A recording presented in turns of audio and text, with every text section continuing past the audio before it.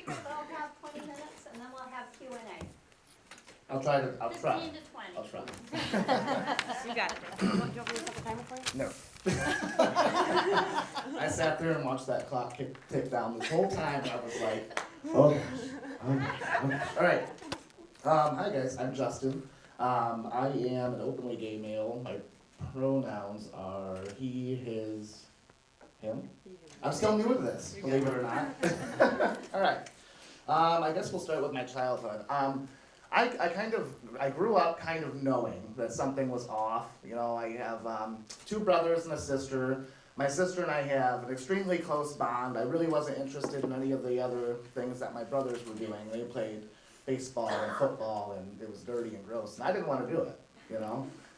So instead, my sister and I, you know, we were competitive figure skaters, you know, and so there's that, you know, stigma that comes along with it, and it's actually a running joke now, where it's like, well, they probably should have known, you know. He likes the ice, he likes, you know, rhinestones, and so, you know, that's how it was, and, you know, but to me, in my mind, that was normal, you know. It was normal for me to be a male figure skater with a bunch of other girls. All my bros were women, or were girls, you know, those were my bros.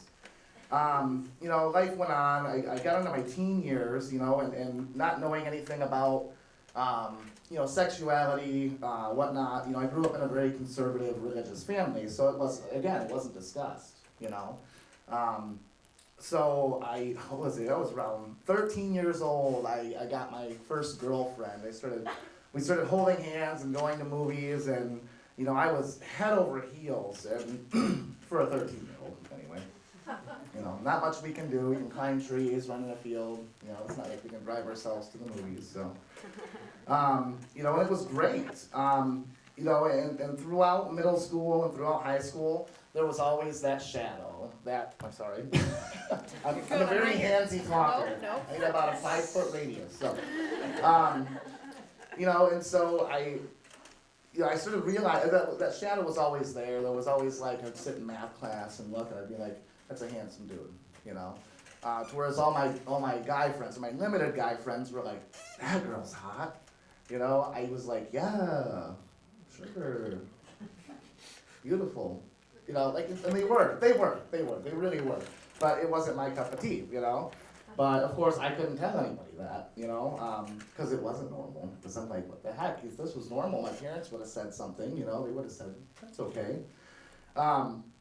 You know, so it was around the age of, 15, 16 years old. I have horrible memory. So probably 8th grade, I started really, it started really nagging me, you know.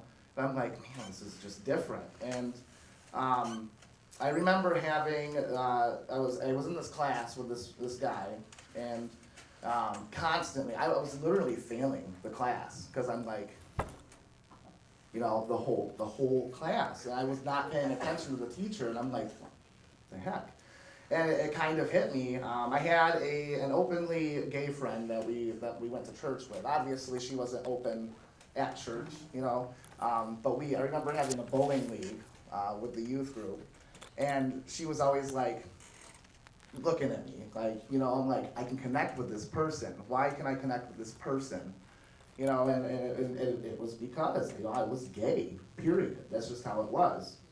And so we were at this bowling league, and I was talking about this guy in math class, and she goes, is that Trevor?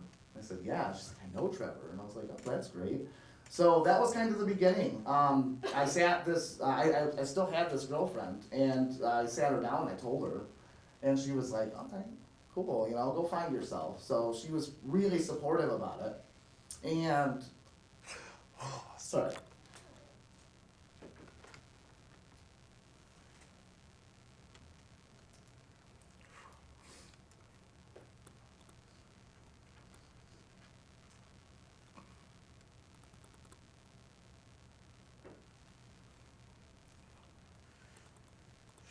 I knew this part was gonna get me. Super supportive, and So I went off and, golly, she introduced me to Trevor, and it was normal. It felt freeing. Finally, you know. But it was probably one of the best summers of my life.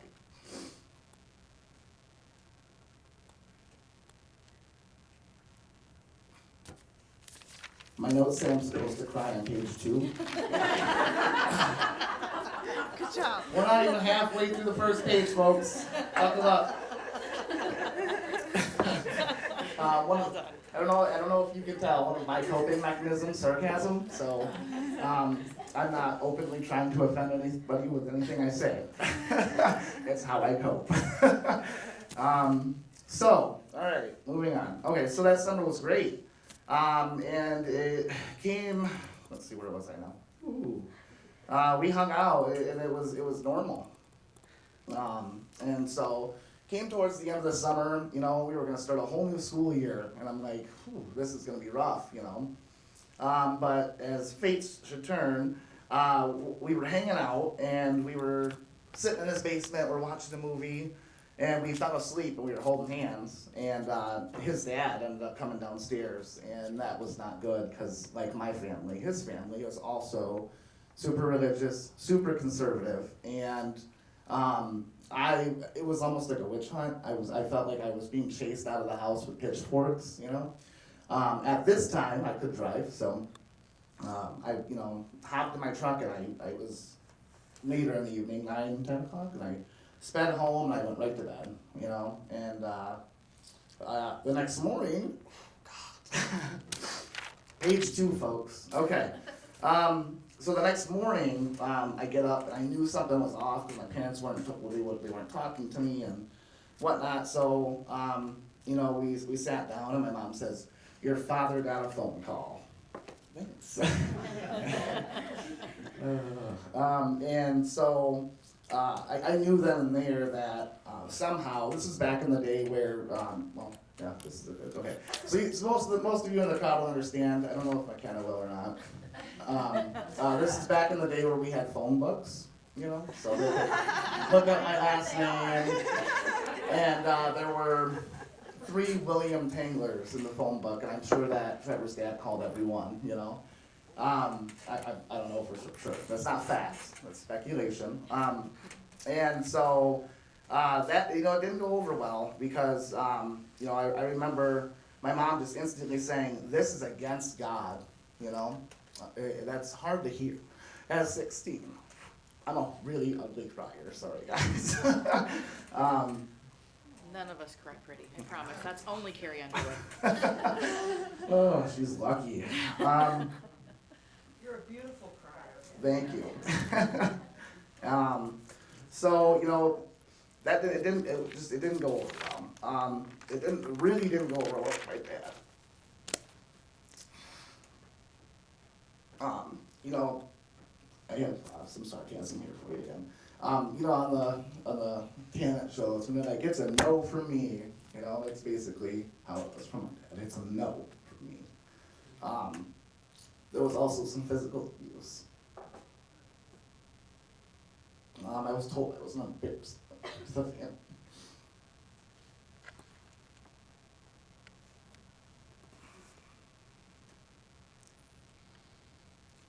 It's hard to deal with. At 16.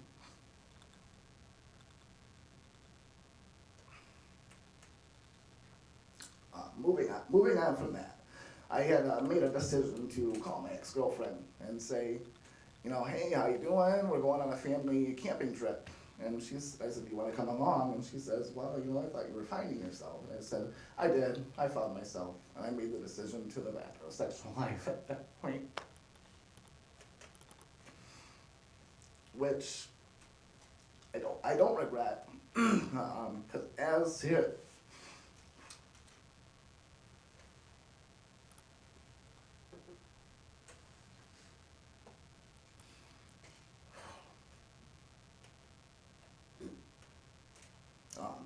as it went on, you know, if I was gonna choose my life as a hetero man, it was gonna be with my best friend, because she was my best friend. She is my best friend. She still to this day is. You know, fast forward, life went on. It was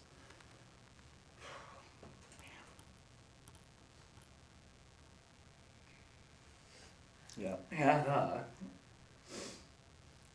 anyway, we got married young for that reason, you know. I was 20 when I got married, and it was a great day, fantastic, you know, it was beautiful out, we had an outdoor wedding, and so I got that.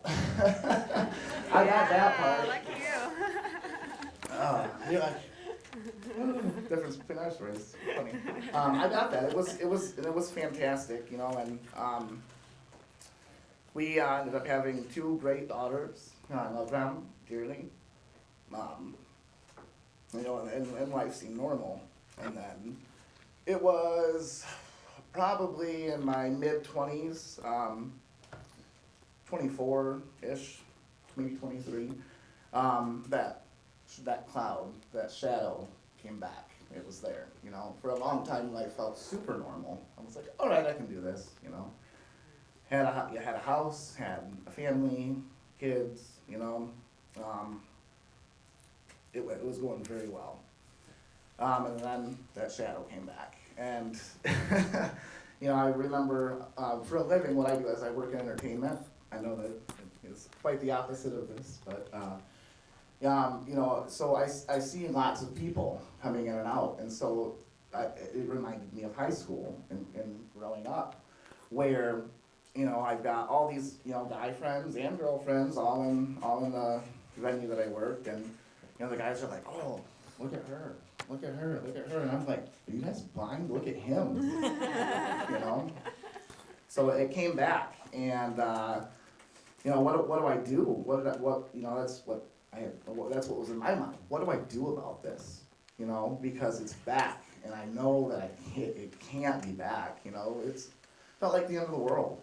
You know, so I developed a pretty severe drinking problem. You're into page 2. I'm on to page 2. Okay, we can find out. I drank to cope. I used alcohol as an excuse, you know. That way, if any of my guy friends were like, why do you keep talking to that guy? I don't know, I was drunk, you know. I used it as a massive excuse to deal with my repressed sexuality.